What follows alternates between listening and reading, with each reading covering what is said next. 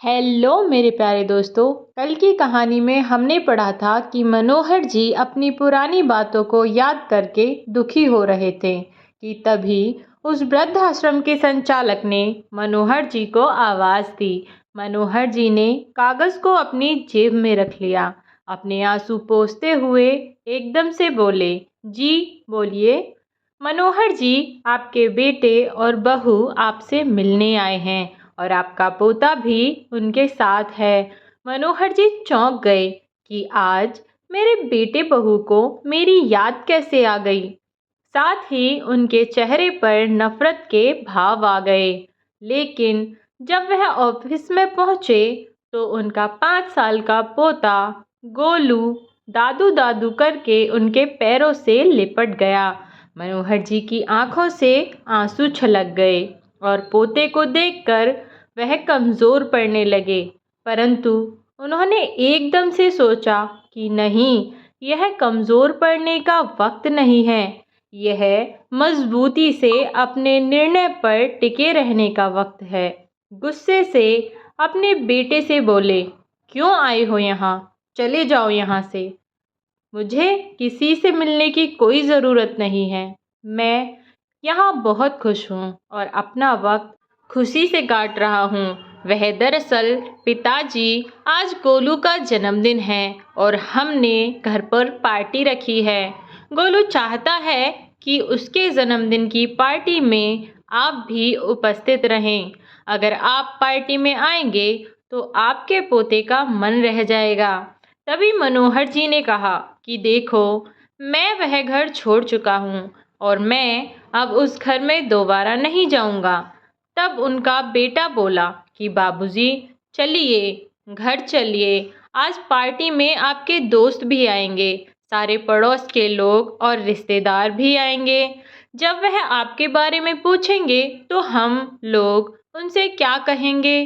तब मनोहर जी ने कहा, अच्छा, तो तुम मुझे यहाँ अपने बेटे के जन्मदिन में बुलाने के लिए नहीं आए, तुम यहाँ अपनी इज्जत को बचाने के लिए मुझे बुलाने आए हो। रिश्तेदार आएंगे, पड़ोसी आएंगे तो पूछेंगे कि तुम्हारे बाबूजी कहाँ हैं, इसलिए तुम मुझे बुलाने ले आए हो। कितने स्वार्थी हो गए हो तुम लोग। अब ज़रूरत पड़ी तो तुम मुझे लेने आ गए। कभी तुमने मेरा हाल चाल जानने की कोशिश की कि मैं अभी जिंदा भी हूँ या मर गया? कभी तुमने जानने की कोशिश की कि मैं कैसा हूँ? अरे, इतना तो तू फ़ोन से भी जान सकता था।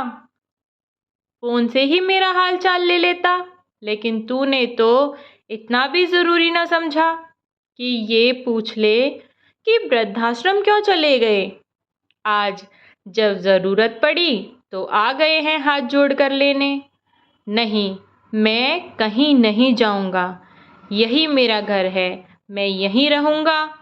इतना कहकर मनोहर जी अपने कमरे की ओर चल दिए। तभी बेटे और बहू ने एक प्लान बनाया कि बाबूजी ऐसे साथ नहीं जाने वाले, कुछ तो करना पड़ेगा कि यह हमारे साथ चलें, तभी हम रिश्तेदारों के तानों से बच पाएंगे। दोनों रोनी सी सूरत लेकर मनोहर जी के पास गए और उनके पैरों में गिरकर उनसे माफ़ी मांगने लगे। गलती हो गई पिताजी, चलिए ना, घर चलिए। क्या आपको आपके पोते की खुशियों में शामिल होने का मन नहीं करता? मनोहर जी का मन पिघलने लगा। पीछे से गोलू बोला, चलो ना दादू प्लीज़, बहुत मस्ती करेंगे। अपने पोते की बात सुनकर मनोहर जी खुद को रोक नहीं पा रहे थे, लेकिन बेटे और बहू की करतूतों से वह घर भी नहीं जाना चाहते थे। पर पोते की जिद के आगे मनोहर जी को झुकना पड़ा। उन्होंने कहा, ठीक है, मैं घर चलूँगा, लेकिन एक शर्त पर। जन्मदिन खत्म होने पर मुझे वापस वृद्धाश्रम लौटना होगा और तुम दोनों मुझे वृद्धाश्रम छोड़ने के लिए आओगे। इतना सुनकर बेटे बहू तैयार हो गए। मनोहर जी घर गए। गोलू का जन्मदिन बहुत धूमधाम से मनाया गया। मनोहर जी सारे रिश्तेदारों से और आस पड़ोसियों से अच्छे से मिले। अपने सभी पुराने मित्रों से उनका मिलना हुआ, लेकिन उन्होंने किसी से कुछ नहीं कहा और आराम से पार्टी का आनंद उठाया। लेकिन उनके मन में बहुत सारे विचार चल रहे थे। फिर मनोहर जी सोचने लगे कि कल जो सरप्राइज़ मैं अपने बेटे और बहू को देने वाला हूँ, उसके बारे में तो उन्होंने सोचा भी नहीं होगा। पार्टी खत्म हुई तो बहुत रात हो चुकी थी। मनोहर जी भी घर पर ही रुक गए थे। वह अपने कमरे में सोने के लिए गए तो अपनी पत्नी निर्मला जी की यादों में खो गए। आप भी ना, 2 रोटियों से कहीं पेट भरता है। 1 रोटी और मेरे कहने से खा लीजिए ना प्लीज़। आप खाते हैं तो मेरे तन को लगता है। मनोहर जी अपनी पत्नी की यादों में खोए हुए थे। अरे निर्मला, नहीं, मेरा पेट बिल्कुल भर चुका है, अब और ना खाया जाएगा। कितना खिलाओगी? मनोहर जी सोच रहे थे कि एक निर्मला जी थीं जो उन्हें 1 गिलास पानी भी ना उठाने देती, और एक उनकी बहू है जिसने उन्हें एक एक रोटी के लिए मोहताज कर दिया। घर का छोटे से छोटा काम भी मुझसे ही कराती थी। घर की साफ सफाई से लेकर बर्तन, सब्जी लाना, सब कुछ काम मेरे ही जिम्मे कर दिया था। मुझे काम करने में दिक्कत नहीं थी, पर इतना काम करने के बाद भी अगर इज्जत ना मिले तो फिर क्या फ़ायदा ऐसी ज़िंदगी का।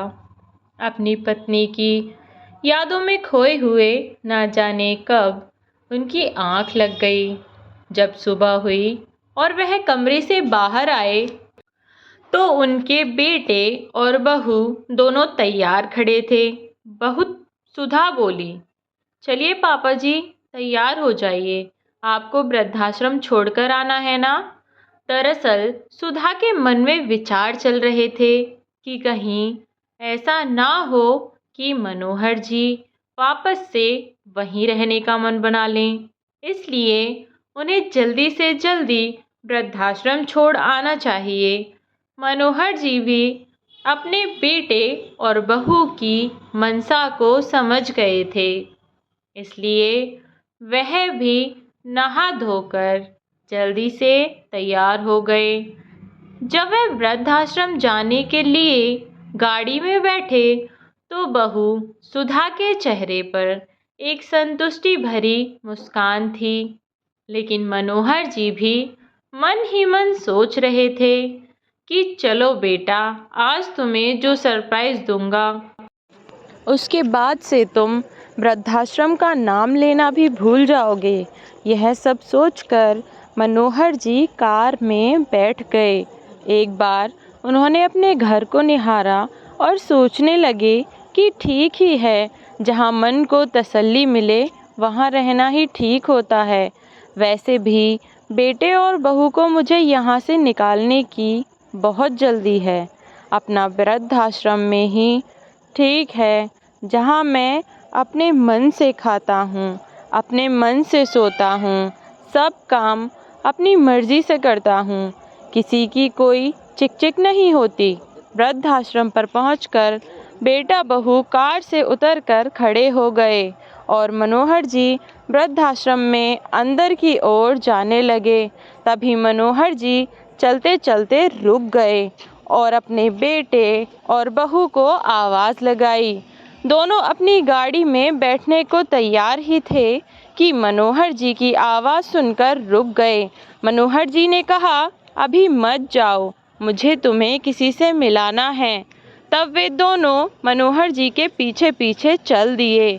मनोहर जी ने वृद्धाश्रम के प्रांगण में काम करने वाले एक व्यक्ति से जानकी जी को बुलाने के लिए कहा।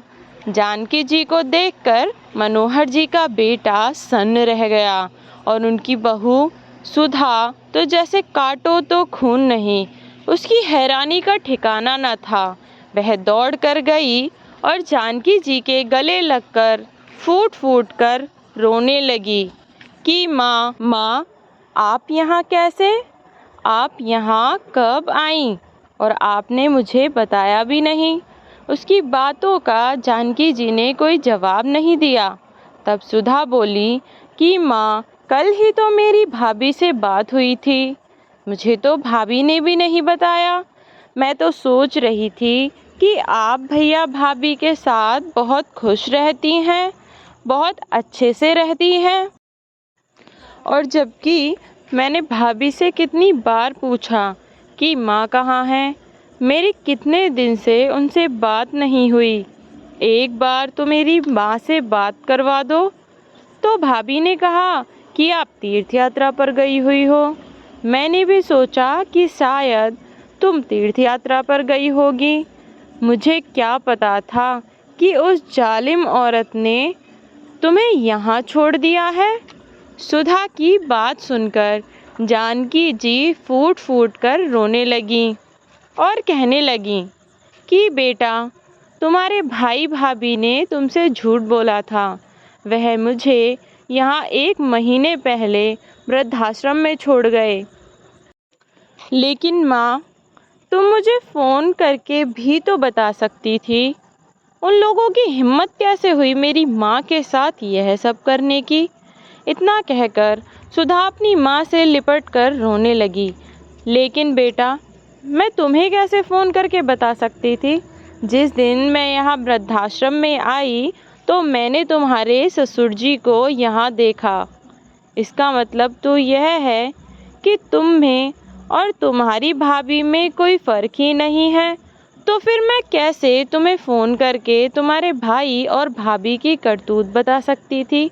इतना कहते हुए जानकी जी ने सुधा को अपने से अलग कर दिया और कहा कि मेरे बेटे और बहू ने अगर मुझे घर से निकाला है तो तुमने भी तो अपने ससुर को अपने घर से निकाला है। तुम मेरी बेटी कहलाने के लायक नहीं हो, दूर रहो मुझसे। सही बात तो ये है कि मेरी दोनों औलादें निकम्मी निकली। एक ने अपनी माँ को घर से निकाल दिया और एक ने अपने ससुर को अपने घर से निकाल दिया। मुझे तो खुद को तुम्हारी माँ कहने में भी शर्म आ रही है। अपनी माँ की बात सुनकर सुधा का सर शर्म से झुक गया। वह बोली, मुझे माफ़ कर दो माँ, मुझसे बहुत बड़ी गलती हो गई। मैंने कभी सोचा ही नहीं कि जो व्यवहार मैं अपने सास ससुर के साथ कर रही हूँ वह व्यवहार मेरे अपने माँ बाप के साथ भी तो हो सकता है। जानकी जी बोली कि बेटा, वैसे तो तुम्हारी गलती माफ़ी करने के लायक नहीं है, पर फिर भी अगर माफ़ी मांगनी है तो मुझसे नहीं, अपने ससुर से मांगो। अपनी करनी पर शर्मिंदा हुई सुधा ने अपने ससुर की तरफ मुड़कर अपने ससुर के पैरों को गिरते हुए बोली, मुझे माफ़ कर दीजिए पिताजी, मुझसे बहुत बड़ी गलती हो गई, मुझे माफ़ कर दीजिए। तब मनोहर जी के बेटे को भी अपनी गलती का एहसास हुआ और वह भी अपने पिता से माफ़ी मांगते हुए बोला, पिताजी, हम दोनों को माफ़ कीजिए और अब आप दोनों हमारे साथ घर चलिए और अपनी सेवा का हमें मौका दीजिए। लेकिन मनोहर जी और जानकी जी ने घर जाने से साफ इनकार कर दिया। उन्होंने कहा कि हमें अब बहू बेटे या बेटी के पास नहीं जाना, हम अपने वृद्धाश्रम में ही सुखी हैं। एक बार धोखा खाकर हम टूट चुके हैं। दोनों ने बहुत मनाने की कोशिश की, मगर जानकी जी और मनोहर जी दोनों का एक ही जवाब था कि हम दोनों एक बार धोखा खा चुके हैं और अब शरीर बूढ़ा हो चुका है। हम में इतनी हिम्मत नहीं कि अपनी औलाद की दी हुई अपमान और प्रताड़ना हम बार बार झेल सकें। इतना कहकर दोनों अपने अपने कमरे में चले गए और सुधा और उसका पति भी दुखी मन से अपने घर वापस चले गए। जब वे घर पहुँचे तो उन्होंने देखा कि मनोहर जी के कमरे में बेड पर एक कागज़ पड़ा है। जब वे कागज़ उठाकर दोनों पढ़ने लगे तो उन्होंने देखा कि कागज़ में मनोहर जी ने कविता लिखी थी। उन्होंने लिखा था, क्या किसी ने देखा है मौत से भी पहले मौत आती है? हाँ, आज मैंने देखा है मौत से भी पहले मौत आती है।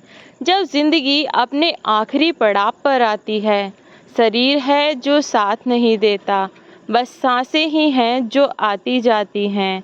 हाँ, मैंने देखा है मौत से भी पहले मौत आती है। अपने पिता के द्वारा लिखी कविता की इन पंक्तियों ने ना जाने कितने तीर एक साथ बेटे के दिल पर छोड़े। उधर सुधा अपनी माँ की इस हालत को देखकर सदमे में थी, लेकिन उन दोनों के पास पछताने के अलावा आज कोई और रास्ता नहीं था। धन्यवाद। फिर मिलेंगे एक नई कहानी के साथ। तब तक के लिए स्वस्थ रहें, मस्त रहें।